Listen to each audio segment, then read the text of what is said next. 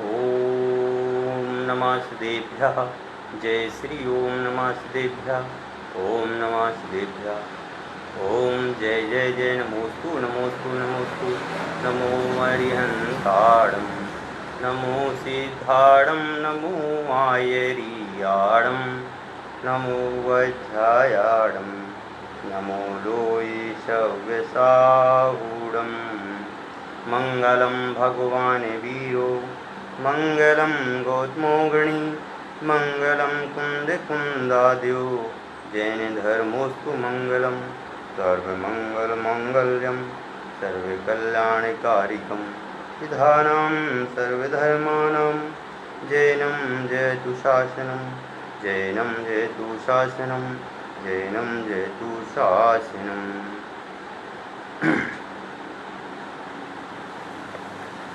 अपनी चर्चा विगत दिनों से आत्मा के स्वरूप के ऊपर चल रही है और यह चर्चा आत्मा के स्वरूप पर जब तक चलती रहेगी जब तक हमें आत्मा की प्राप्ति नहीं हो जाती। यह आत्मा की चर्चा है ही इतनी सुंदर है कि जिसकी चर्चा इतनी सुंदर वो कितना सुंदर होगा। कि आत्मा की जो चर्चा है यह सुनने में जब इतनी अच्छी लगती है तो फिर अनुभव जो करता है उसको यह आत्मा कैसी लगती होगी। तो इस आत्मा के स्वरूप की चर्चा अपन लोग कर रहे हैं। आज जो हमारा विषय है वह विषय है पूर्व जन्म और पुनर्जन्म की सिद्धि। कि आत्मा के अस्तित्व के संबंध में कि यह पूर्व जन्म भी होता है और पुनर्जन्म भी होता है। क्यों पूर्व जन्म होता है इसका मतलब है और पुनर्जन्म की सिद्धि से स्वयं ही सिद्ध है। आज हमें पूर्व जन्म और पुनर्जन्म को समझना है कि आत्मा जो है वह आत्मा पूर्व जन्म भी लेता है और पुनर्जन्म भी लेता है। इसका कारण यह है कि जैन दर्शन में 3 चीज़ें मानी गई हैं। इस बात को समझेंगे फिर उसके बाद मैं यहाँ पर पढ़ने के बाद आपको बताऊँगा कि आत्मा के अस्तित्व के संबंध में जैन दर्शन में 3 चीज़ें मुख्य हैं। एक तो है उत्पाद, दूसरा है व्यय और तीसरा है ध्रुव्यपना। पिछली क्लासों में मैंने समय सारी क्लास में भी इस बात को मैंने समझाने की कोशिश की थी। उत्पाद जो होता है वह होता है कि पुनः नई पर्याय का प्राप्त होना या उत्पन्न होना। कि नई पर्याय का उत्पन्न होना उसका नाम है उत्पाद। उत्पन्न होना वह उत्पाद है। और व्यय क्या है कि जो पर्याय है उस पर्याय वर्तमान पर्याय का नाश होना या वर्तमान पर्याय का क्षय होना तो उसका नाम है व्यय। और पूर्व पर्याय जो नई पर्याय का उत्पन्न होना वह है उत्पाद। तो जो नई पर्याय है इसका नाम तो उत्पाद है और जो पर्याय थी उसका हो गया व्यय। जैसे अब और उसमें जो एक ध्रुव्यपना था वह ध्रुव्यपना ज्यों का त्यों बना रहता है, बिल्कुल बना रहता, उसमें कोई भी शंका नहीं है। उसमें किसी भी प्रकार से वह ध्रुव्यपना हटता नहीं है, ये बिल्कुल फिक्स है। कह रहे हैं कि उत्पाद जो होता है वह उत्पाद प्रति समय होता है, व्यय भी प्रति समय होता है और ध्रुव्यपना भी प्रति समय बना रहता है। ध्रुव्यपना कहीं नहीं होता है क्योंकि यह द्रव्य का स्वभाव है। द्रव्य जो है उस द्रव्य में कभी कोई प्रकार का परिवर्तन नहीं होता है। द्रव्य तो जैसा है वो वैसे ही रहता है। जैसे आप लोगों को मैंने समझाया था और आज मैं समझा रहा हूँ आपको। जैसे ये है अंगूठी, तो ये जो अंगूठी है ये जो है इसमें ये अंगूठी क्या है, ये है पर्याय। अंगूठी क्या है, पर्याय। इसी अंगूठी को हमने तोड़ करके यदि इसको हम कान का कुंडल बना लें तो ये हो जाएगा कुंडल। कि अंगूठी जो थी उस अंगूठी की पर्याय का तो हो गया व्यय और नया उत्पाद क्या हो गया, कुंडल। और कुंडल को मिटा करके हमने बना लिया इसकी चूड़ी, तो कुंडल पर्याय का क्या हो गया, व्यय। और चूड़ी पर्याय का क्या हो गया, उत्पाद। समझ गए ना। प्रत्येक वस्तु में हम देखते हैं कि हमारे सामने जितनी भी वस्तुएं हैं इन सभी में उत्पाद व्यय होता है। आप देखते हो मेरे सामने जो टेबल रखी है इसमें भी प्रति समय उत्पाद व्यय हो रहा है। भाई जो कल थी वह टेबल और आज पुरानी हो गई, कल की अपेक्षा यह आज पुरानी हो गई। और अच्छे से समझिए कि जो अपन ने शोरूम से गाड़ी ली, शोरूम से हमने कोई गाड़ी खरीदी और गाड़ी एकदम नई है, अभी हम केवल घर तक ही लेकर के गए और घर से वापस लेकर के हम आते हैं और कहते हैं भैया ये गाड़ी वापस कर लीजिए, समझ गए ना। तो जब हम ये कहते हैं भैया ये गाड़ी हमारी वापस कर लीजिए, तो वो क्या कहता है, भाई साहब आपकी गाड़ी तो पुरानी हो गई, आपकी गाड़ी पुरानी हो गई, शोरूम से निकली कि वह गाड़ी पुरानी हो गई, समझ गए ना। अब वो गाड़ी पुरानी हो गई, वो सेकंड हैंड कहलाएगी। शोरूम से निकलने के बाद में वह गाड़ी फर्स्ट हैंड की जगह वह बेचोगे तो सेकंड हैंड कहलाएगी। उसका वो जो पेमेंट आपने अभी कल जो पेमेंट किया था उसको आज वो उतने में नहीं लेगा। वैसे ही है कि हमारी जो पर्याय है यह पर्याय प्रति समय चेंज हो रही है, प्रति समय। समझिए कि आज हम एक दिन ऐसा था कि कोई बच्चे थे, बच्चा था वह धीरे धीरे धीरे धीरे बड़ा हो गया, तो उसमें जो परिवर्तन हुआ, जैसे कोई 13 साल का बच्चा है और 13 साल का बच्चा कब हुआ, कोई लड़का 13 साल का है वह 13 साल का कब हुआ है, तो कह रहे हैं वह 13 साल का उसी समय हुआ जब उसको होना था। मतलब 12 साल बाद ही तो 13 साल का हुआ कि डायरेक्ट 13 साल का हो गया। प्रति समय उसमें परिवर्तन आया कि नहीं आया। एक समय तो वो बच्चा छोटा सा था और धीरे धीरे धीरे धीरे परिवर्तन हुआ कि नहीं हुआ है भाई। प्रति समय द्रव्य तो वही रहता है पर उसमें परिवर्तन होता है, प्रति समय परिवर्तन होता है। तो परिवर्तन जो है नया नया होना उसका नाम है उत्पाद, और पुराना पुराना हटता जाना उसका नाम है व्यय।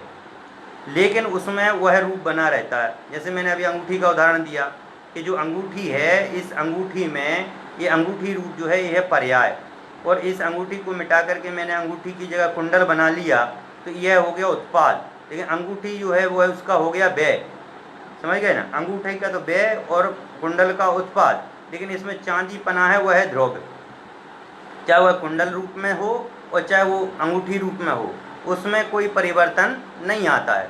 वह परिवर्तन तो बराबर से पर्याय में आता है, पर्याय में परिवर्तन आता है, द्रव्य में परिवर्तन नहीं आता है, क्योंकि वह तो सत्य है, वह तो सदा बना रहने वाला है, उसमें कहाँ परिवर्तन आने वाला है। ऐसे ही कह रहे हैं कि आत्मा जो है यह आत्मा का कभी भी अस्तित्व खत्म नहीं होता।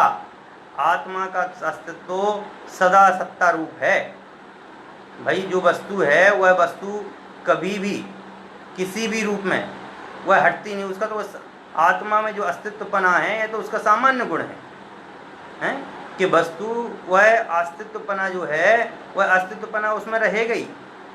अग्नि में जैसे गर्मपना है तो गर्मी अग्नि के में जो गर्मपना है वो तो अग्नि में रहेगा ही। जल में जो शीतलता है वो जल की जो शीतलता है वो जल में तो रहेगी, और जल से तो बाहर आ नहीं सकती। ऐसे ही कह रहे हैं कि भाई जो द्रव्यपना है, जो हमारे लिए जो द्रव्यपना है वह द्रव्यपना तो बराबर रूप से बना ही रहता है। उसमें कभी भी किसी प्रकार से भेदभाव नहीं होता है कि भाई द्रव्य भी परिवर्तन हो जाए। द्रव्य परिवर्तन नहीं होता, द्रव्य की पर्याय परिवर्तन होती है। जैसे पूर्व जन्म में हम किसी और पर्याय में थे, आज हम जो है मनुष्य पर्याय में हैं। अब मनुष्य पर्याय विच्युत होकर के पता नहीं कौन सी पर्याय में जाएंगे। तो ये जो पर्याय है, यह पर्याय कि नई पर्याय देव पर्याय में हुए तो वो क्या हो गया, उत्पाद हो गया, और मनुष्य पर्याय का क्या हो जाएगा, व्यय हो जाएगा। लेकिन आत्मा तो वही रहेगा ना, कि आत्मा का भी परिवर्तन होगा हैं। कह रहे हैं कि आत्मा तो वही का वही रहेगा, आत्मा में कोई परिवर्तन नहीं आएगा। तो वही वस्तु है, उस वस्तु में कभी भी सत पदार्थ में कभी भी कोई परिवर्तन नहीं होता है। परिवर्तन तो पर्याय में होता है, द्रव्य में कभी कोई परिवर्तन नहीं होता है। द्रव्य तो जैसा है वह वैसा ही बना रहता है। तो यही बात है, आज अपन को इसी रूप में अपन को समझना है, और आज अपन को इसी संबंध में चर्चा करनी है कि आत्मा के अस्तित्व की सिद्धि से ही आत्मा के पूर्वजन्म और पुनर्जन्म की भी स्वयं सिद्ध हो जाती है। क्योंकि आत्मा अपने मूल स्वभाव से अजर अमर होते हुए भी पर्याय अपेक्षा से जन्म मरणशील भी है। कि आत्मा जो है पर्याय की अपेक्षा से जन्मना होता है और पर्याय की अपेक्षा से मरण होता है। द्रव्य का न कभी जन्म होता है और द्रव्य न कभी मरता है। द्रव्य तो शाश्वत है, अनादिकाल से लेकर के अनंत काल तक द्रव्य तो द्रव्य रूप में ही रहेगा। द्रव्य में कोई परिवर्तन नहीं होता है। द्रव्य की जो पर्याय है उस पर्याय में, अब जैसे जन्म लिया तो ये नया उत्पाद हो गया, और व्यय हो गया किसका, जिस पर्याय में थे उस पर्याय का व्यय हो गया, और नई पर्याय का उत्पादन हो गया। तो उत्पाद व्यय जो है द्रव्य में होता है, द्रव्य की पर्याय में होता है, द्रव्य में नहीं होता है। तथापि अनेक लोग इस विषय में बहुत ही शंकाएं करते देखे जाते हैं, अतः इस संबंध में किंचित लिखना तो उचित है। ऊपर सिद्ध किया जा चुका है कि आत्मा का अस्तित्व है। आत्मा कभी मरता नहीं है, आत्मा कभी खत्म नहीं होता है, क्योंकि आत्मा का स्वभाव है, नित्य है, अखंड है, सदा बना रहने वाला है, सत्य स्वभाव है, एक सत्ता वस्तु है। इसलिए उसमें भी सभी सामान्य गुण पाए जाते हैं जो किसी भी सत पदार्थ में पाए जाते हैं। सद वस्तु का सर्वप्रथम गुण यही है कि उसका कभी सर्वथा उत्पाद या विनाश नहीं होता, मात्र पर्याय बदलती है। सद्द्रव्य लक्षणम उत्पाद व्यय ध्रुवयुक्तम सत, कि उसमें तो उत्पाद व्यय ध्रुव्यपना होता है पर्याय में, समझ गए ना। ये पर्याय जो होती है वह उत्पाद और व्यय वाली होती है, उसमें कभी कोई परिवर्तन नहीं होता है। ये बात बिल्कुल स्पष्ट है और इसको स्पष्ट ही रखना है, नहीं तो विषय बिल्कुल समझ में नहीं आता। इसलिए कहते हैं कि भाई जो उत्पाद व्यय है, यह तो उत्पाद व्यय तो ये पर्यायगत है। द्रव्य में कभी ना उत्पाद होता है ना कभी व्यय होता है, समझ गए। द्रव्य तो सर्वथा वैसा का वैसा ही रहता है। जिस प्रकार स्वर्ण पुद्गल का कभी सर्वथा उत्पाद नहीं हो सकता, संसार की कोई शक्ति उसका सर्वथा नाश नहीं कर सकती, उत्पाद व्यय मात्र उसकी अवस्थाओं में होता है। अभी मैंने उदाहरण दिया था आपको कि अंगूठी है, अंगूठी में जो चांदी पना है ये तो है इसका द्रव्य स्वभाव, चांदी पना इसका क्या है, द्रव्य स्वभाव, और अंगूठी है ये क्या है, पर्याय। अंगूठी से इसको चूड़ी बना देंगे तो क्या बन जाएगा, नई पर्याय उत्पन्न हो जाएगी, और जो चूड़ी रू अंगूठी रू जो पर्याय थी उसका व्यय हो जाएगा। लेकिन इसमें जो चांदी पना हुआ तो ज्यों का त्यों बना रहेगा कि नहीं बना रहेगा। तो वही बात है, मूल वस्तु तो अनादि काल से अनंत काल तक ज्यों की त्यों बनी रहती है, उसी प्रकार आत्मा का भी सर्वथा नया उत्पाद नहीं होता, और संसार की कोई शक्ति उसका सर्वथा विनाश नहीं कर सकती। आत्मा का सर्वथा उत्पाद भी नहीं होता है और उसका व्यय भी नहीं होता है, और न आज कभी कोई उसका नाश कर सकता है। मूल आत्म तत्व अनादि अनंत ही रहता है, मात्र उसकी अवस्थाओं में परिवर्तन होता। मूल आत्म तत्व जो मूल तत्व है वह मूल तत्व में कभी कोई परिवर्तन, द्रव्य तो जैसा है वो वैसा ही रहेगा। पुद्गल है, पुद्गल में जो पुद्गलपना है वह स्पर्श रस गंध वर्ण है, वह पुद्गल में रहेगा ही। चाहे आप पुद्गल की कुर्सी बनाइए, टेबल बनाइए, बेंच बनाइए, जला दीजिए, कुछ भी करिए, लेकिन पुद्गल तो पुद्गल ही रहेगा। ऐसी आत्मा को चाहे आप कुछ भी करिए, लेकिन आत्मा का कभी नाश नहीं होगा। आत्मा की जो अवस्थाएं बताई गई हैं, पर्याय बताई गई हैं, वह पर्याय में यह है उत्पाद व्यय जन्म मरण होता है। आत्मा के ऐसे अवस्था परिवर्तन को समझ लेने पर वस्तुतः आत्मा के पूर्वजन्म परजन्म आदि की स्वयं सिद्धि हो जाती है।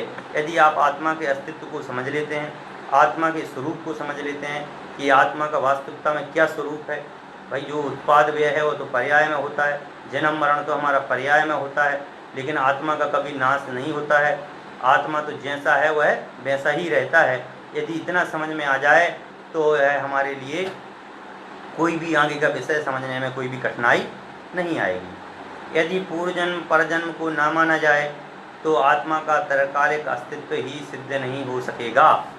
कह रहे हैं यदि आत्मा का पूर्वजन्म और पुनर्जन्म यह दो चीज़ें नहीं मानी जाएं तो आत्मा का तो कोई अस्तित्व ही नहीं रहेगा, आत्मा तो खत्म है।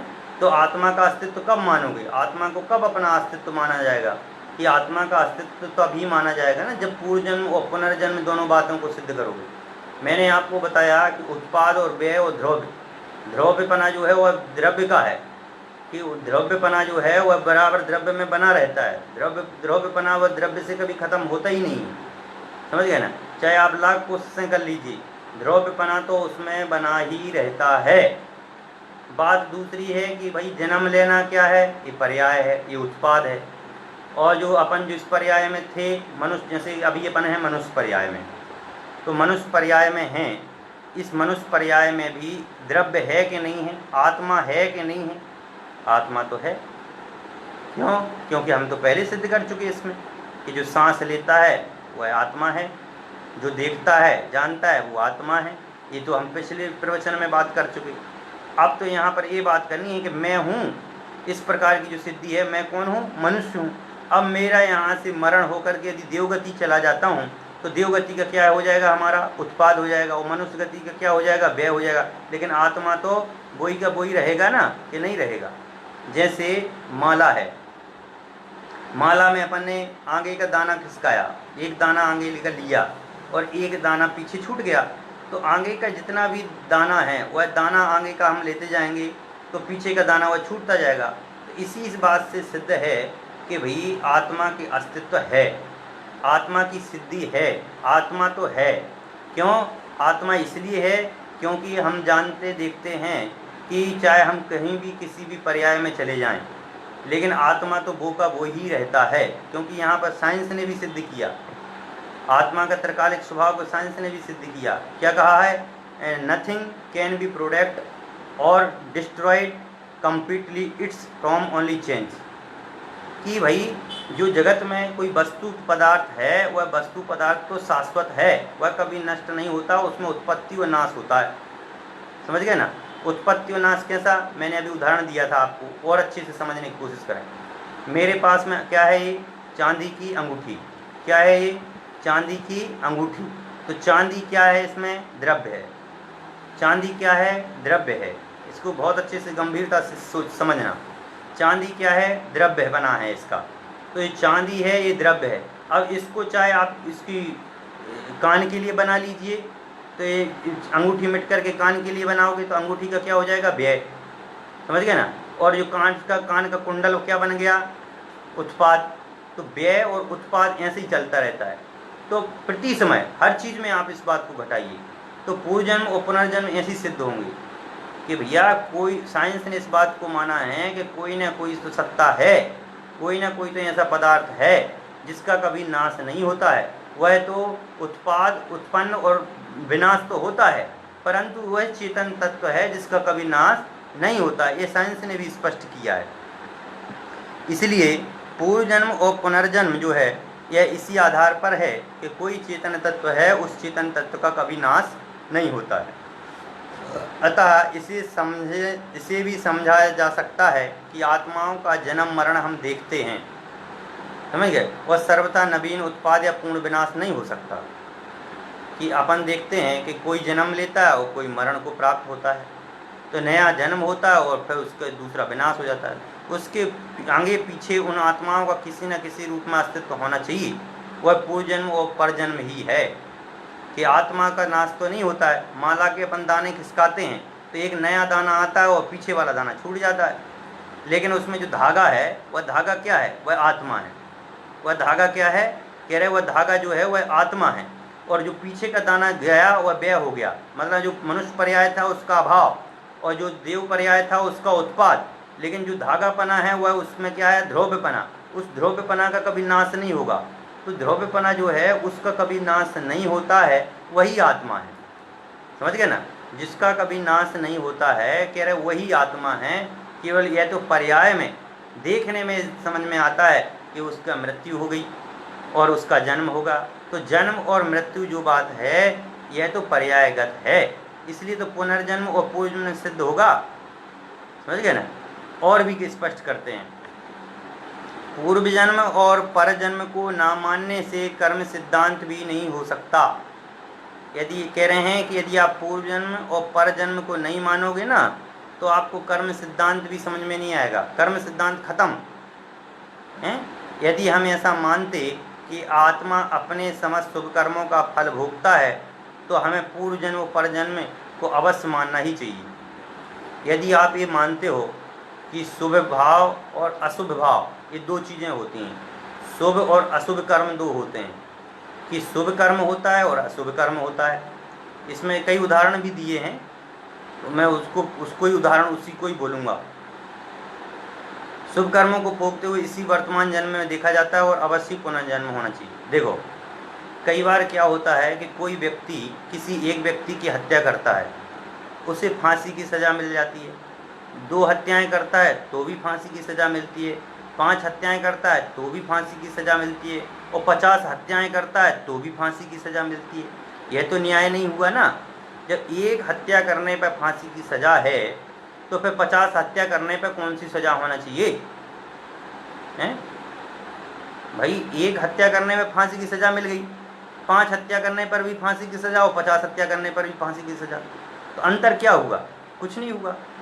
तो कह रहे हैं, वही बता रहे हैं कि एक आदमी की हत्या से 10 आदमियों की हत्या का और 10 आदमियों की हत्या से 50 आदमियों का हत्या का पाप अधिक है, अपराध बड़ा है, परंतु यहाँ तो सज़ा केवल एक फांसी ही सुनाई जा सकती है। वस्तुतः देखा जाए तो न्याय नहीं हुआ। अतः इसके न्याय हेतु अवश्य ही नरकादि गतियों में पुनर्जन्म का अस्तित्व मानना पड़ेगा। कह रहे हैं इसलिए आपको जो नरक गति मानते हो उस नरक गति में पुनर्जन्म मानना पड़ेगा कि उस जीव ने जिसने पाप किए हैं, इतने सारे पाप किए हैं, यहाँ तो फांसी हो गई लेकिन अभी उसका न्याय नहीं हुआ, और न्याय नहीं होने से अब उसको नरक गति की भी प्राप्ति होगी, क्योंकि यहाँ जो न्याय दिया वो तो एक फांसी का और 10 फांसी का बराबर ही कर दिया। एक फांसी में एक को मारा तो भी उतना ही पाप, और 10 को मारा तो भी उतना ही पाप। तो कह रहे नहीं, ऐसा नहीं है। ये पुनर्जन्म आपको यही बताता है कि भाई आपने यहाँ पर जितना किया आपको उसका फल मिला, परंतु अभी आपके साथ पूरा न्याय नहीं हुआ, आपको अभी उसका और फल भोगना पड़ेगा, इसलिए पुनर्जन्म फिर से होगा, और वह नरकादि गतियों में होगा जहाँ पर कि आपको अनेक प्रकार की वेदनाएं सहनी पड़ेंगी। इसी प्रकार इस जन्म में प्रयत्न किए बिना ही एक आदमी तो अत्यधिक अनुकूल सामग्रियाँ, भोग सामग्रियाँ के बीच में जन्म लेता है, महान सुख भोगता है, किंतु दूसरा व्यक्ति अत्यधिक प्रतिकूल परिस्थितियों के बीच में जन्म लेता है और घोर कष्ट सहता है। इससे सिद्ध होता है कि पूर्व में किए गए कर्म है वही असली कारण है। अपन देखते हैं कि कई लोग तो जन्म से ही करोड़पति के घर में पैदा हो जाते हैं, समझ गए ना, और कई बेचारे ऐसे होते हैं जो जन्म से ही रोड पर पैदा होते हैं, माता पिता बहुत गरीब होते हैं और बहुत दुखों को उठाते हैं, और जन्म से ही इसको बहुत वेदनाएं होती हैं, धूप में डला हुआ है, चिल्ला रहा है, पानी पीना है, कुछ भी करना है, माता काम में लगी हुई है, माता ध्यान नहीं दे पा रही है, आकुल व्याकुल रूप परिणाम हो रहे हैं। और एक वो है जिसकी जन्म हुआ है और उसको तो एसी से बाहर नहीं निकल रहा है, एकदम ठंडे मौसम में रह रहा है, और 10-10 नौकर जन्म से ही सेवा में लगे हुए हैं। तो ये क्या है? ये शुभ भाव और ये अशुभ भाव क्या है? ये पूर्व जन्म और पुनर्जन्म, यही तो हमारे कर्मों का आधार है कि आपने जो अब ऐसा होता कि अब आत्मा के अस्तित्व को स्वीकार नहीं करोगे तो पूर्व जन्म पुनर्जन्म क्या मानोगे? भाई आत्मा के अस्तित्व को स्वीकार करते हो ना, इसीलिए तो कि शुभ कर्मों के उदय में आपका जगह जन्म हुआ और अशुभ कर्मों के उदय से दूसरी जगह जन्म हुआ, समझ गए? तो शुभ और अशुभ कर्म जो हैं यह हमारे साथ में रहते हैं, इस आत्मा के साथ में जाते हैं, इसलिए हमारा जन्म यह सिद्ध होता है कि हम गरीब के घर में पैदा हुए, कोई अमीर के घर में पैदा हुआ। इसमें भी भाई जैसे कि पहले हमारे पाप कर्म का बहुत तीव्र उदय हो और हम जाकर किसी गरीब के घर में पैदा हो जाएं, लेकिन बीच में ऐसे पुण्य कर्म का उदय आए कि हम करोड़पति हो जाएं, समझ गए ना? ये भी है कि भाई जब तक तुम्हें उन कर्मों का भोग करना है तब तक तो आपको करना ही पड़ेगा, हैं? एक कुत्ता होता है बेचारा गलियों में घूमता है, और एक कुत्ता होता है कि उसको 10-10 नौकर घुमाने फिराने हैं, पता नहीं काय के काम में लगा दिए जाते हैं। यही बात है कि ये शुभ कर्म और जो अशुभ कर्म हैं, इन अशुभ कर्मों को मानते हो तो इसका मतलब ये है, यदि आप कर्म सिद्धांत को मानते हो तो यह निश्चित है कि आत्मा का अस्तित्व है, और आत्मा जो है पुनर्जन्म होता है और पूर्व जन्म भी सिद्ध होता है। इसी प्रकार पुनर्जन्म ना हो तो जीव पूजा पाठ दया दान आदि शुभ कर्म, हिंसा झूठ आदि अशुभ कर्म निरर्थक सिद्ध होंगे। कह रहे हैं यदि आप नहीं मानोगे तो सब गड़बड़ हो जाएगा।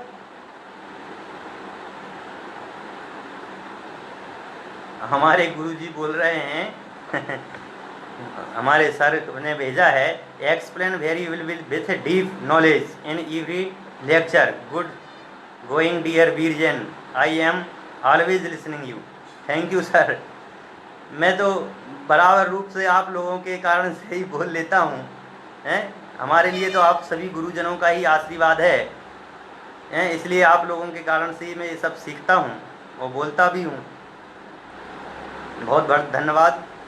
अपना जो विषय है वह है कि भाई पूर्व जन्म नहीं पूर्व जन्म ना हो तो जीव के पूजा पाठ आदि आप मानते हो कि नहीं? ये अपन सुबह से पूजन करते हैं, स्वाध्याय करते हैं, चिंतन करते हैं। अन्य परंपरा वाले सुबह सुबह जाकर के जल चढ़ाते हैं, शंकर जी के जल चढ़ाते हैं, विष्णु जी के जल चढ़ाते हैं, ब्रह्मा जी के जल चढ़ाते हैं, देवियों के जल चढ़ाते हैं। क्यों चढ़ाते हैं? यदि हिंसा, झूठ, चोरी, कुशील, परिग्रह इनसे भी कुछ नहीं होता तो फिर क्यों करते? यही बात कह रहे हैं कि पूर्व जन्म होता है। क्यों? पूर्व जन्म की यदि आप सिद्धि नहीं मानोगे, पुनर्जन्म की यदि आप सिद्धि नहीं मानोगे, तो इसका मतलब ये है कि आप आत्मा के अस्तित्व को स्वीकार नहीं करते। तो ये पूजन पाठ किस लिए करना? पूजन पाठ किस लिए करना? और हिंसा आदि जो कार्य हैं इनको पाप कार्य क्यों कहना? हिंसा आदि पाप कार्य इसलिए कहते हैं क्योंकि जिसके कारण से हम देखते हैं कि भैया जीव के पूजा पाठ दान आदि शुभ कर्म और हिंसा झूठ आदि अशुभ कर्म निरर्थक सिद्ध होंगे, क्योंकि इनका फल जीव अपने पूर्व जन्म में ही स्वर्ग आदि नरक आदि में भोगता है। समझ गए ना? पुण्य कर्म का उदय हुआ तो स्वर्ग में पैदा हो गए, पूजा पाठ स्वाध्याय चिंतन इत्यादि किया तो स्वर्ग में पैदा हो गए, और किसी जीव को मारा, सताया, दुख दिया तो नरक गति में चले गए। हैं भाई, हम बीमार होते हैं। बीमार क्यों होते हैं? अच्छे काम करते हैं तो बीमार होते हैं कि बुरे कार्य करते हैं इसलिए बीमार होते हैं? हमने कोई ना कोई बुरा कर्म किया होगा ना, तभी तो हम बीमार पड़े हैं। अपन देखते हैं, सुनते हैं, घर परिवारों में भी सुनते हैं, अरे हमारे तो कभी 20 साल 25 साल 30 साल के हो गए, कभी हमें बुखार नहीं आया। क्यों नहीं आया भाई? क्योंकि तेरे पुण्य कर्म का उदय है। कहाँ से बुखार आएगा? और तेरे पाप कर्म का उदय होगा तो तेरे को बुखार आएगा। जैसा तूने पूर्व पर्याय में किया होगा, यदि तूने पूर्व पर्याय में बहुत अच्छे कार्य किए होंगे तो तेरा जन्म अच्छी जगह पे पैदा होगा, और अब अच्छे काम करेगा तो अच्छी जगह पैदा होगा। भाई, हम हाथ में क्या लेकर के आए थे? एक भोजन का टिफिन। हम भोजन का टिफिन साथ में लेकर के आए थे जन्म के समय ही। समझ गए ना? अब हमें ये देखना है कि हमें ये टिफिन खाली करना है कि बराबर भरे ही रहना है, हैं? और सरल समझिए कि भैया हमारे पास आमदनी जितनी हो उतना खर्चा करना चाहिए कि उससे दूना खर्चा करना चाहिए, हैं? कि भाई हम पुण्य कितना कर रहे हैं? 10%, और पाप कितना कर रहे हैं? 90%। अब बताइए, आपको पाप का उदय ज़्यादा आएगा कि पुण्य का उदय ज़्यादा आएगा? आप पुण्य ज़्यादा करोगे तो पुण्य का उदय रहेगा, और पाप ज़्यादा करोगे तो पाप का उदय ज़्यादा रहेगा, हैं? कई लोग कहते ना, भैया मैं तो रोज़ मंदिर जाता हूँ, मैं तो रोज़ स्वाध्याय करता हूँ, मैं तो रोज़ चिंतन करता हूँ, मैं तो सब कुछ कार्य करता हूँ, पता नहीं लेकिन मेरे तो बहुत पाप कर्म का उदय है। अरे भैया, तेरे ये पाप नहीं कर्म का उदय नहीं है, तेरे तो पाप कर्मों की निर्जरा हो रही है। तो ये क्यों नहीं सोचता कि मैंने पूर्व जन्म में बहुत घोर पाप किए थे और उन घोर पाप कर्मों का आज उदय हो रहा है? ये तो बहुत खुशी की बात है, हैं? मैंने पूर्व में बहुत पाप किए और उन पापों कर्मों की आज निर्जरा हो रही है, तो इसमें तो हमें खुशी माननी है, दुख नहीं माननी है। यदि आप इसमें दुख मानोगे तो बहुत दुखी होगे, और यदि इसमें आप सुख मानोगे तो बहुत सुखी होगे, हैं? देखो, व्यक्ति के पास दो चीज़ें हैं। हमारी एक बुआ जी हैं, बुआ जी थीं, वो हमेशा कहती थीं कि पंडित जी, पुण्य कर्म में उछलना नहीं और पाप कर्म में कभी रोना नहीं, क्योंकि पुण्य कर्म के उदय में यदि आप उछलोगे तो आप पाप कर्म के भागी बनोगे, हैं? और पाप कर्म के उदय में यदि रोगे तो और पाप बांधोगे। तो वही वाली बात है। इससे सिद्ध होता है कि स्वर्ग और नरक होते हैं। शुभ क्रिया करने वाले को स्वर्ग की प्राप्ति होती है, अशुभ क्रिया करने वाले को नरक की प्राप्ति होती है। इसका मतलब है आत्मा तो एक ही है, वही जन्म लेता है स्वर्ग में और यह मनुष्य पर्याय को छोड़ता है। वही जन्म लेता है नरक में और यहाँ से मनुष्य पर्याय को छोड़ता है। जो अच्छे कार्य करता है वो अच्छी पर्याय प्राप्त करता है, जो गलत कार्य करता है वो गलत पर्याय प्राप्त करता है। इस प्रकार से यह निश्चय हुआ। इसी प्रकार और कहते हैं, इसी प्रकार पूर्व जन्म पुनर्जन्म को ना मानने पर जन्म मरण के चक्र से मुक्त होकर मोक्ष जाने का संपूर्ण पुरुषार्थ भी व्यर्थ सिद्ध होगा। यदि आप पूर्व जन्म और पुनर्जन्म को नहीं मानोगे, समझ गए ना, तो पूर्व जन्म और पुनर्जन्म को नहीं मानने से जन्म मरण का जो चक्र है वह चक्र भी खत्म हो जाएगा, और जब जन्म मरण का चक्र ही खत्म हो जाएगा तो मोक्ष का होगा, मोक्ष का भी अभाव हो जाएगा, मोक्ष पने का भी अभाव मानना पड़ेगा फिर। इसलिए कह रहे भाई मोक्ष का अभाव नहीं मानो, पूर्व जन्म और पुनर्जन्म होता है। यदि जन्म मरण ही नहीं हो तो उससे मुक्ति की कामना भी व्यर्थ होगी। भाई आज हम पूजन कर रहे हैं, पाठ कर रहे हैं, स्वाध्याय कर रहे हैं, चिंतन कर रहे हैं, मनन कर रहे हैं, दिन भर स्वाध्याय चिंतन कर रहे हैं, यदि इससे पुण्य प्राप्ति या पाप की प्राप्ति नहीं हो तो फिर क्यों करेगा व्यक्ति, हैं? तो इससे कुछ ना कुछ की तो प्राप्ति होती है। जब जन्म मरण से मुक्ति नहीं है तो मोह राग देश आदि विकारों को मिटाकर ज्ञान वैराग्य का करने का क्या प्रयोजन है, बताइए। इसलिए भैया मोह राग देश आदि पापों का तो त्याग होता है और वैराग्य तप साधना का प्रवर्तन होता है। मोह राग देश आदि का कार्य जो है पाप का कार्य है और वैराग्य भावना इत्यादि है पुण्य का कार्य है। तो यह जो जीव है, यह जीव पूर्व जन्म और पुनर्जन्म होता है, इसी आधार पर उसके सुख और दुख दोनों की सत्ता मानी जाती है। प्राय सभी दर्शनों में पुनर्जन्म और पूर्व जन्म को किसी न किसी रूप में अवश्य स्वीकार किया जाता है। जैन पुराण ग्रंथों में तो आत्मा के असंख्यात भवों की चर्चा है, हैं? कि भाई मारीची का जीव कब हुआ था, आदिनाथ के टाइम मनुष्य, उसने फिर उसके बाद में 363 मत चलाए, उसके बाद कितनी बार नरक गया, कितनी बार निगोद गया, और कितनी बार वह त्रेंच में गया, कितनी बार कौन कौन सी पर्याय में गया, फिर उसके बाद जाकर के उसको स्वयं की पर्याय में सम्यक दर्शन हुआ, फिर वहाँ से मर करके स्वर्ग आदि की प्राप्ति की, फिर वहाँ से आकर के मनुष्य पर्याय धारण की। कितने भाव हुए भैया, हैं? असंख्यात अनंत भवों की चर्चा है जैन ग्रंथों में, हैं? वैदिक पुराणों में भी देखिए जन्म जन्मांतर की कथाएं, ये उनका अवतार, ये उनका अवतार, ये उनका अवतार, कौए ने ये रूप धारण किया, कौए ने ये पर्याय धारण की, हैं? सब एक दूसरे मतलब बौद्ध कथाएं, जातक कथाएं बहुत काल तक की चलती आई कि पूर्व जन्मों की संबंध की चर्चा करती हैं। इसका मतलब ये है कि भारतीय दर्शन जो है पूर्व जन्म और पुनर्जन्म को मानता है। संपूर्ण भारतीय दर्शन, पूरा भारतीय दर्शन पूर्व जन्म और पुनर्जन्म को मानता है। इसके अतिरिक्त जो लौकिक साहित्य है, लौकिक साहित्य में अपन पढ़ते ही हैं, सामान्य रूप से जानते ही हैं कि भाई लौकिक प्रेम कथाएं कितनी सारी प्रचलित हैं कि उनका प्रेम हो गया था किसी राजा से और वो राजा फिर मर गया, फिर अगले भाव में वह राजा प्राप्त हुआ, समझ गए, और वो भी उसी भाव में उसके यहाँ पर जन्म हुआ। ऐसी कितनी कथाएं हैं, और बाद में वो पति पत्नी बन गए, दोनों की शादी हो गई। ऐसी कितनी कथाएं हैं जो कि हमारे सामने प्रचलित हैं। यहाँ तक कि हम प्रत्यक्ष भी अनेक लोगों को अपने पूर्व जन्म का सही वृत्तांत देखते सुनते हैं। यदा कदाचित समाचार पत्रों में भी पढ़ने में आता है, और अनेक प्रकार से समाचार पत्रिकाओं में घटित भी होता है कि भैया यहाँ से वहाँ। अभी कुछ समय पूर्व की पहले की बात है, पलवल की, यह जो है यह यूपी के एक जट्टारी की 7 साल की एक लड़की थी।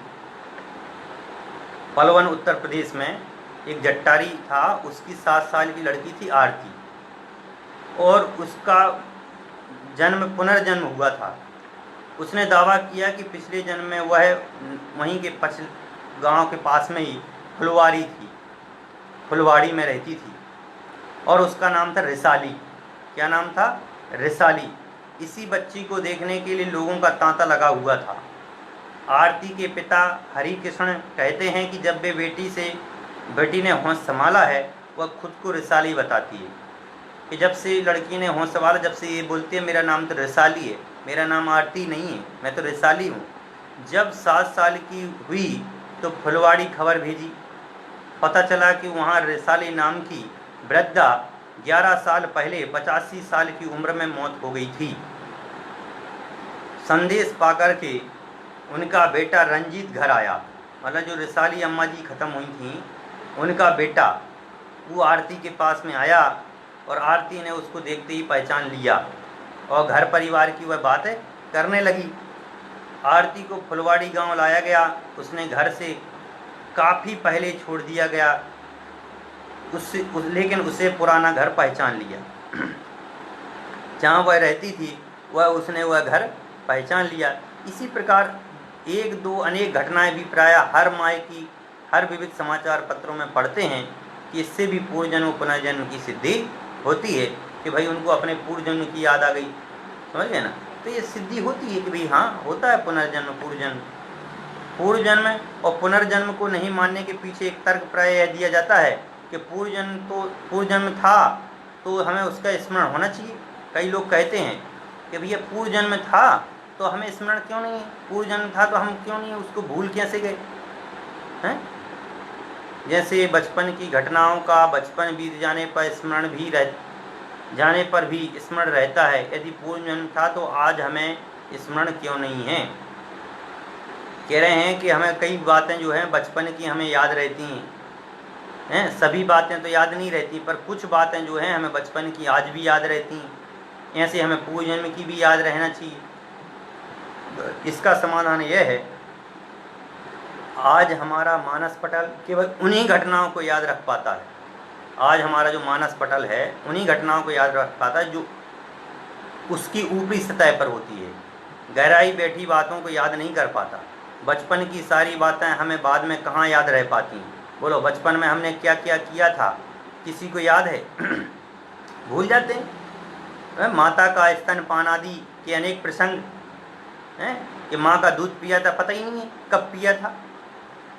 इस प्रकार जब हमें जन्म की शेषावस्था की बातें याद नहीं रहती हैं तो पूर्व जन्म की बातें याद रहना तो भी और भी अधिक मुश्किल है। भाई कई लोग बोलते हैं ना कि प्रूफ दिखाओ प्रूफ दिखाओ प्रूफ दिखाओ, तो मैं बोलता हूँ आप अपना प्रूफ दिखाओ कि तुम्हारी माँ यही है। अरे तुम्हें जिसने जन्म दिया तुम उसको ही नहीं पहचानते हो कि किसने जन्म दिया है। यदि माता पिता बोल दें कि आपको गोद लिया था तो वो तो मानेगा गोद लिया था, उसको पता ही नहीं है। अरे तुम्हें इसी जन्म का पता नहीं है, तुम पूर्व जन्म का कैसे याद रखोगे? वो किसी किसी को स्मरण रहता है, किसी किसी को जाति स्मरण हो जाता है पूर्व जन्म का कि भाई हम ये थे ऐसे थे, हो जाता है। इस स्वामी विवेकानंद जी का भी कहना है, इस पर एक शंका की जा सकती है। अच्छा ये सभी बातें तो मान ली गई पर एक कैसी बात है कि मेरे पूर्व जन्म की कोई बात मुझे स्मरण नहीं है। इसका समाधान सरल है। मैं अभी अंग्रेजी बोल रहा हूँ, वह मेरी मातृभाषा नहीं है। समझ गए क्या कहा? मैं अंग्रेजी बोल रहा हूँ, वह मेरी मातृभाषा नहीं है। सच पूछो तो इस समय मेरी मातृभाषा का कोई भी शब्द मेरे चित्त में उपस्थित नहीं है, पर उन शब्दों के सामने लाने का थोड़ा प्रयत्न करते ही वे मेरे मन में उमड़ आते हैं। इससे सिद्ध होता है कि मानस समुद्र की सतह पर जो कुछ रहता है वह हमें बोधगम्य हुआ करता है। भाई जो हमें सामने दिखाई देता है हमें वो सब याद रहता है, नहीं तो नहीं याद रहता है। और जैसे 10 लोग हैं, अभी जैसे कि 10 लोग हैं और 10 लोग अपनी भाषा में बात कर रहे हैं, जैसे सभी 10 लोग हैं हिंदी में बोल रहे हैं और एक कोई मारवाड़ से आकर के अपने मारवाड़ी बोलने लग जाए तो ये तो अजीब सा लगेगा कि नहीं लगेगा? बिल्कुल लगेगा। लेकिन क्या उसको मारवाड़ी आती नहीं है? आती है, लेकिन वो अभी नहीं बोल रहा है। तो इसका मतलब ये थोड़ी कि पूर्व का स्मरण है तो हम बोलने लग जाएंगे, नहीं है याद। हम हिंदी में बात कर रहे हैं उसमें याद नहीं रहता कि हमें मारवाड़ी में बोलना है, क्या हमें अपनी हिंदी में बोलना है। जो भाषा याद रहती है, जो सब कोई बोलता है उसमें वो बोलने लग जाते हैं। भीतर की गहराई में अनुभव राशि निहित रहती है, केवल प्रयत्न और उद्यम मंथन करने की आवश्यकता है। वे सारे अनुभव ऊपरी सतह पर उठाएंगे और पूर्व जन्मों की स्मृति जाग उठेगी। भैया थोड़ा सा चिंतन करोगे ना, आप चिंतन करोगे तो पूर्व जन्मों की यादें आने लगेगी। पूर्व जन्म के संबंध में यही साक्षात प्रमाण है। परीक्षा द्वारा किसी मतवाद की सच्चाई पूर्णता प्रमाणित होती है। ऋषिगण समस्त संसार को ललकार कर कह रहे हैं कि हमने उस रहस्य का पता लगा लिया जिसने स्मृति सागर की गंभीरता का गहराई तक मंथन किया था। उसका उपयोग करो तुम पूर्व जन्मों की संपूर्ण स्मृति प्राप्त कर लोगे। पहले तुम अपने आप को समझो, तो तुम अपने आप के स्वरूप को समझो, तो साधना तो करो इतनी हैं, योग साधना करो, आपको पूर्व जन्म की पूरी बातें याद आ जाएंगी, जाति स्मरण ज्ञान हो जाएगा। लेकिन आप साधना तो करना नहीं है, पूर्व जन्म की अब याद करना है, ये ऐसा थोड़ी कि जल्दी याद आ जाएगा। अरे आजकल तो इतना ही याद नहीं रहता है कि हमने 1 घंटे पहले घड़ी उतार के कहाँ रखी थी हैं? और आप बोलते हो पूर्व जन्म के बारे में बताइए। कैसे बताइए कि आज जो सामने दिखाई रखी घंटा भर पहले, वो उसी को ढूंढने में लग जाते हैं। तो भैया पहले योग साधना करेंगे तो ये सब समझ में आएगा।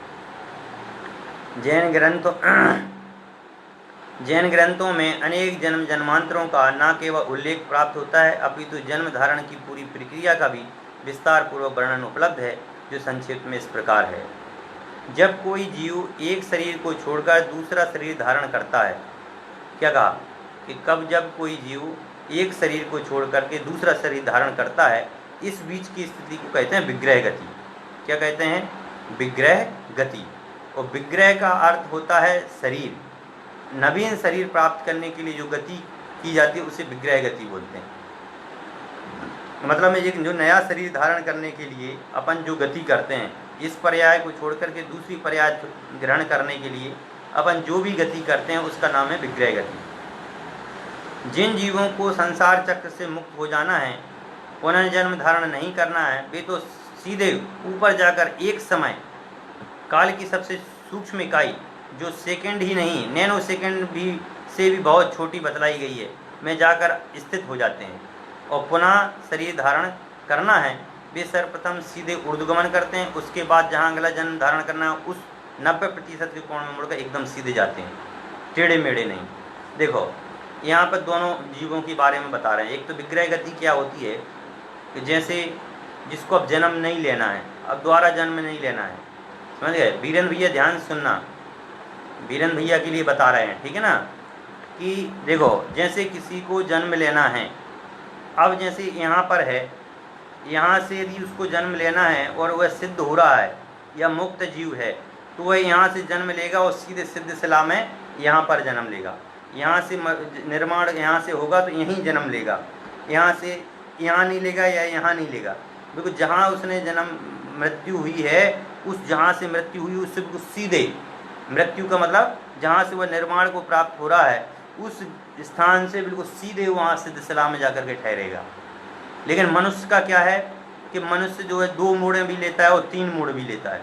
मनुष्य तो पहले तो जन्म लेगा, जहाँ जन्म लेना है वहाँ जाने के लिए पहले तो सीधा जाएगा, फिर उसके बाद में 90 डिग्री पे मुड़ जाएगा, समझ गए?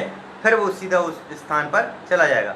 तो मतलब मैं सीधा गया 1, 2 और 3 मोड़े से ज़्यादा नहीं लेता है विग्रह गति में जीव। ये भी ध्यान में रखना बिल्कुल, विग्रह गति में जीव जन्म लेने के लिए 3 मोड़ से ज़्यादा नहीं लेता है।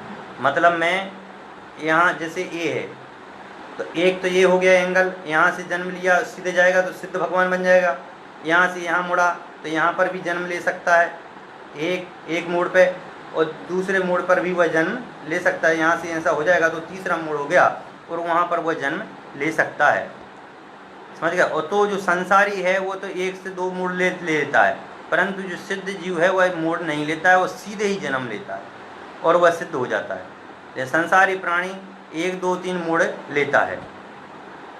कहते हैं आवश्यकता अनुसार ये मोड़ 3 भी हो सकते हैं, परंतु इससे अधिक नहीं हो, 3 मोड़ से ज़्यादा नहीं है, क्योंकि बिना शरीर का जीव संसार दशा में अधिक से अधिक 4 समय तक ही रह सकता है। कह रहे हैं बिना शरीर का जीव, जिसका शरीर नहीं है, जिसके साथ केवल कारमाण और तेजस शरीर है, औदायक व्यक्रियक और आहारक नहीं है, केवल 2 शरीर साथ में हैं। केवल कौन कौन से? तेजस और कारमाण। वो हैं, वह 4 समय से ज़्यादा नहीं लेंगे, मतलब 3 मोड़े 4 समय, इससे ज़्यादा समय नहीं लेगा। और जो सिद्ध है वह तो उस समय बिल्कुल जैसे ही यहाँ जन्म निर्माण हुआ और सीधे जाकर के एक समय में वह मोक्ष हो जाता है, इससे अधिक नहीं है। 14 समय के बाद वह निश्चित रूप से नया शरीर धारण कर लेता है। बहुत से लोग कहते हैं कि अमुक की गति आत्मा अभी भटक रही है, उसकी गति नहीं हुई, परंतु ऐसा कहना ठीक नहीं है। ये बात बिल्कुल सिद्ध है। लोग बोलते हैं ना, अरे भैया वो आदमी मर गया था उसकी आत्मा भटक रही है, अभी तो पता नहीं वो कहाँ कहाँ भटकेगी। अरे भैया क्या बात करते हो, हैं? और सिद्ध नहीं हुआ है तो दूसरी पर्याय में गया होगा, दूसरी पर्याय में गया होता तो उसने जन्म ले लिया होगा। 4 समय से ज़्यादा लगता ही नहीं है। 4 समय कितना, उस सेकंड का अनंत भाग है। सेकंड भी बहुत बड़ा बोल दिया मैंने, है? 4 समय सबसे, मतलब 2 समय से अंतर्मुहूर्त स्टार्ट हो जाता है, तो 2 समय से अंतर्मुहूर्त स्टार्ट हो जाता है, तो 2 2 4, मतलब हमने जितना जैसे बोला ना, अब इतना भी नहीं बोल पाएंगे, इतने में तो जन्म ले लेता है। यहाँ से मरा कि दूसरे के गर्भ में जाकर के जन्म ले लिया, तो वहाँ तो इतना टाइम नहीं लगता है, हैं? ये बहुत गलत धारणा है कि उसकी आत्मा भटक रही है। भैया उसको गति प्राप्त हो गई है नहीं, क्योंकि कोई भी आत्मा अपना एक शरीर छोड़ने के बाद कुछ ही समय में, अधिकतम 4 समय में, जो कुल मिलाकर के भी 1 सेकंड से कम है, निश्चित रूप से दूसरा शरीर धारण कर लेता है, और तुरंत के तुरंत ही दूसरा शरीर धारण कर लेता है, रुकता ही नहीं है। इस संपूर्ण प्रक्रिया को समझने से ही पूर्व जन्म में आस्था उत्पन्न होती है कि भाई पूर्व जन्म होता है, क्योंकि आत्मा तो वही है, वह आत्मा ही है जो अन्य जगह जाकर के स्थान पर जन्म ले लेता है। और भी कह रहे हैं, संस्कृत साहित्य के अनेक ग्रंथों में एक श्लोक पाया जाता है जो सर्वथा सर्वमान एवं प्रसिद्ध है। तदहर जैस्तेने हाथो रक्षा दृष्टिर्भवे स्मृते भूतानि अन्वयानात् सिद्धा प्रतिज्ञा सनातना। आत्मा स्वयं सिद्ध है क्योंकि इसके अनेक प्रमाण हैं। आत्मा स्वयं सिद्ध है, ये संस्कृत साहित्य में कहा है, इसके अनेक प्रमाण हैं, और प्रमाण भी दिए हैं कि भैया प्रमाण हैं। आत्मा, अपन लोग बहुत सारी क्रियाएं करते हैं जो पूर्व संस्कार के बसात होती हैं, समझ गए ना। बोलिए, गाय के बछड़े को कौन सिखाता है कि बछड़ा तू दूध पी ले मम्मी का? कोई सिखाता है गाय को, गाय के बछड़े को कि गाय का दूध पी? वो गाय कहती है कि बेटा दूध पी, वो पकड़ के अपने थनों में लगाती है? नहीं लगाती। तो फिर कौन सिखाता है? ये पूर्व संस्कार है, हैं? बोलो, है पूर्व संस्कार के नहीं? वो गाय का बछड़ा गाय को कुछ भी नहीं देता है, लेकिन प्रेम स्नेह है कि नहीं? ये पूर्व संस्कार हैं।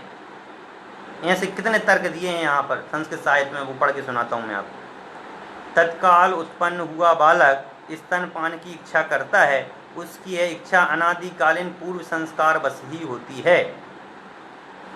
इसमें लिखा है कि बालक जन्म लेता है और जन्म लेकर के तुरंत ही दूध पीता है, तो ये कोई उसको कोई कह सिखाता है कि बेटा तुम दूध पीते हैं तो मुंह चलाते हैं, समझ गए ना, हैं कि मुंह से दबाते हैं, कैसे भी करते हैं, कोई सिखाता है? कोई नहीं सिखाता है। ये तो कह रहा है वो पूर्व संस्कार बस है, हैं? बच्चे को कोई सिखाता नहीं है कि कैसे दूध पीना है।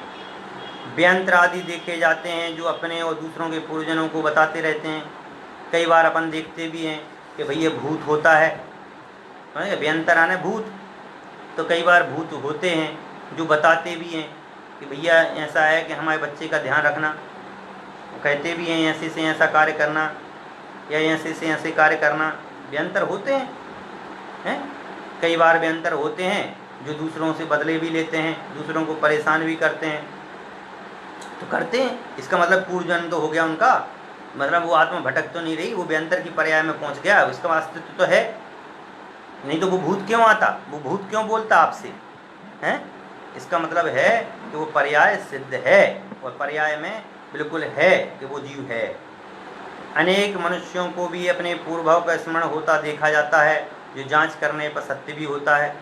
अनेक बार अपन देखते भी हैं कि भाई फलाना फलाना व्यक्ति था, है ना, तो उसके पूर्व जाति का स्मरण होता है, तो उसको अपन देखते भी हैं।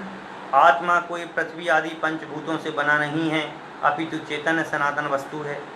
कह रहे हैं कि जो पृथ्वी है यह 5 भूत तत्वों से नहीं बनी है, अपितु चैतन्य जो सत्ता है उसकी सनातन वस्तु है, और चैतन्य के साथ में वह रहती है। इनसे भी आत्मा के पूर्व जन्म पुनर्जन्म की भली भांति सिद्धि होती है। संस्कार वाली बात को यहाँ धारणा नहीं समझना चाहिए। प्रत्येक व्यक्ति प्राणी अपने पूर्व जन्म के संस्कारों के अनुरूप ही दिखाई देता है। किसी विशेष वस्तु, व्यक्ति, विशेष स्थान आदि से प्रीति और किसी अन्य वस्तु, व्यक्ति, स्थान आदि से भय उत्पन्न होता है। यह अकारण नहीं होता है।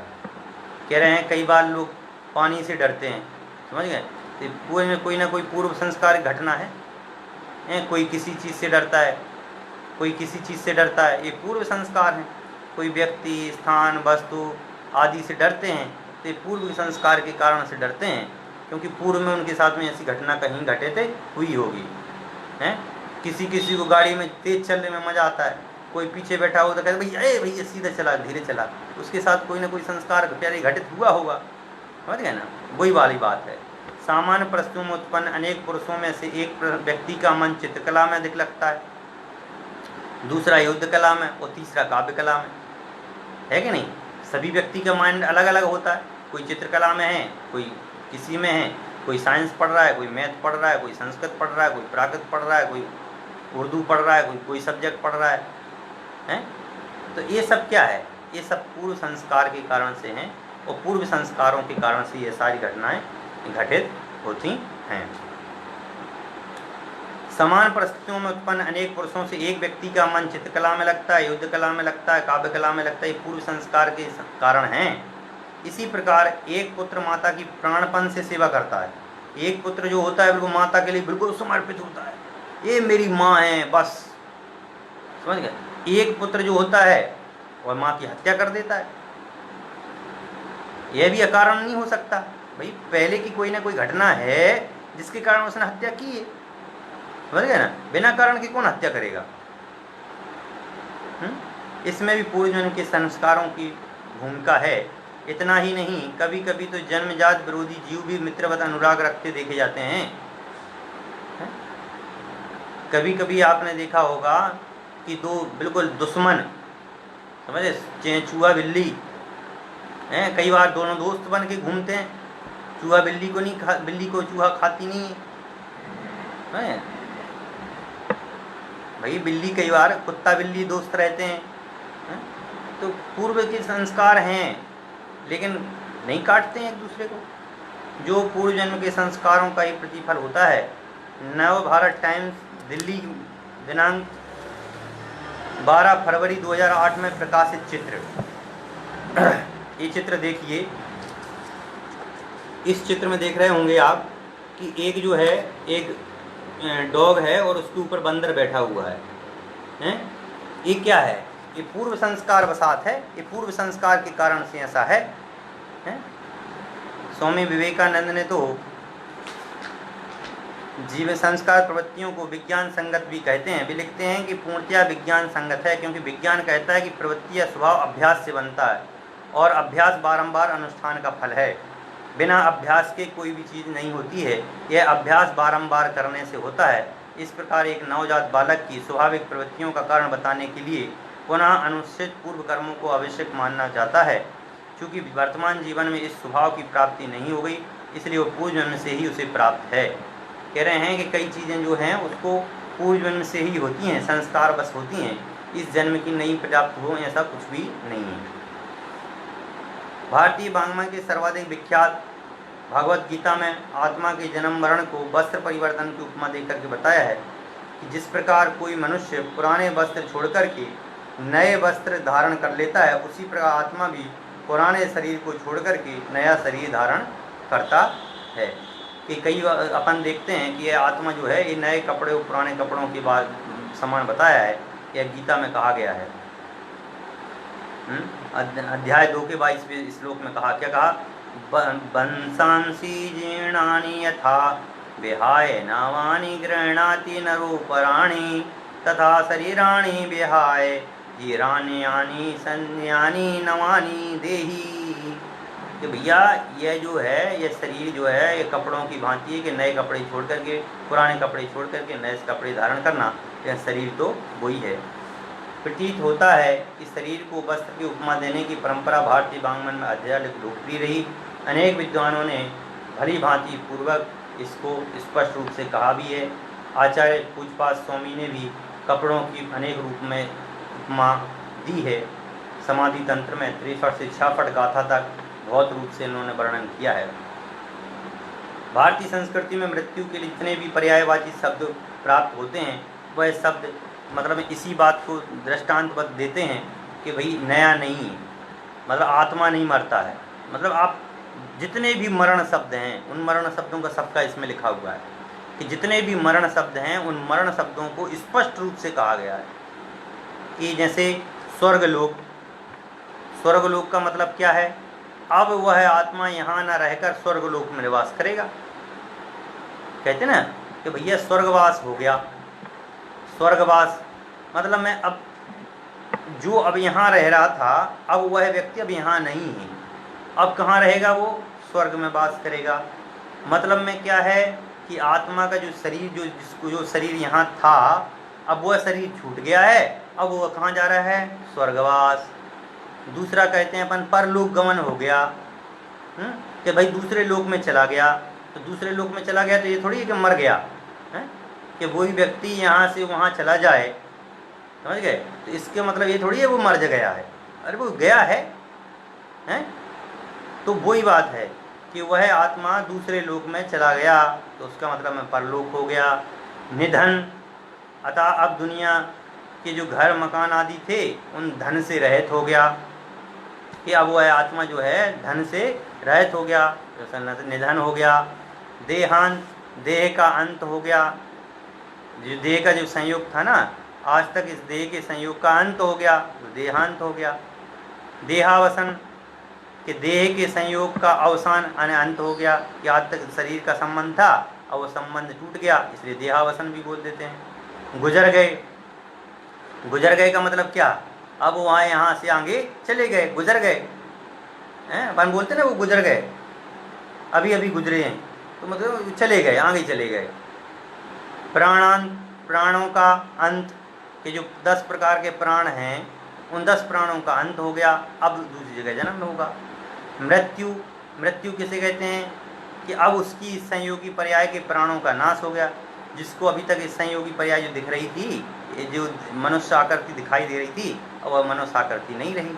वैकुंठ जाना, मतलब वै मतलब आयु और कुंठित मतलब समाप्त हो जाना, तो वैकुंठ है कि आयु का समाप्त हो जाना, आयु समाप्त होगी अब दूसरी जगह आयु प्राप्त होगी। इस प्रकार हम देखते हैं आत्मा की पूजन और पुनर्जन्म को न मानने का कोई कारण नहीं है। उन्हें मानकर व्यक्ति आध्यात्मिक सन्मार्ग पर निसंकट रूप से लगा सकता है। इतना ही नहीं, पूर्व जन्म पुनर्जन्म को मानने से व्यक्ति का लौकिक जीवन में क्षेत्रवाद, जातिवाद, भाषावाद अनेक संकीर्ण सीमाओं से उठकर अत्यंत उदार एवं विशाल हो जाने से पवित्र हो जाता है। मनुष्य ही नहीं पशु पक्षी तक के प्रति उनके हृदय में सच्चा स्नेह उत्पन्न हो जाता है। अतः पूर्व जन्म पुनर्जन्म को भली भांति जानकर उसमें आस्था रखनी चाहिए। इस प्रकार यद्यपि अनेक तर्कों के माध्यम से पूर्व जन्म और पुनर्जन्म का भली भांति सिद्ध किया, परंतु कुछ लोग जो होते हैं वो संकालु हैं और भी अधिक अध्ययन गहन करना चाहते हैं। तो एक किताब है उसका नाम है डॉक्टर R.P.S.R. व्यास की पूर्व जन्म का सिद्धांत, उसमें भी बहुत सारे युक्तियों को सिद्ध किया है, आप उसमें जाकर के भी उसका अध्ययन कर सकते हैं। इस प्रकार पूर्व जन्म और पुनर्जन्म को मानने से हम अपने इस भाव को तो सुधारेंगे और अगला भाव भी हमारा सुधरे, इस प्रकार की हम भावना को रखेंगे। इस प्रकार सभी अपनी अपनी भावनाओं को निर्मल बनाएं और पूर्व जन्म और पुनर्जन्म के सिद्धांत को समझें और अपना कल्याण करें, इसी भावना का अभिमान। सहजानंदी शुद्ध स्वरूपी अविनाशी हूँ आत्मस्वरूप, सहजानंदी शुद्ध स्वरूपी अविनाशी हूँ आत्मस्वरूप, सहजानंदी शुद्ध स्वरूपी अविनाशी हूँ आत्मस्वरूप, जावाणी के ज्ञान तैं सूझे लोकालो, सुवाणी मस्तके नमो, सदा देते हूँ सदा देते हूँ। नोवा नोवा नमो।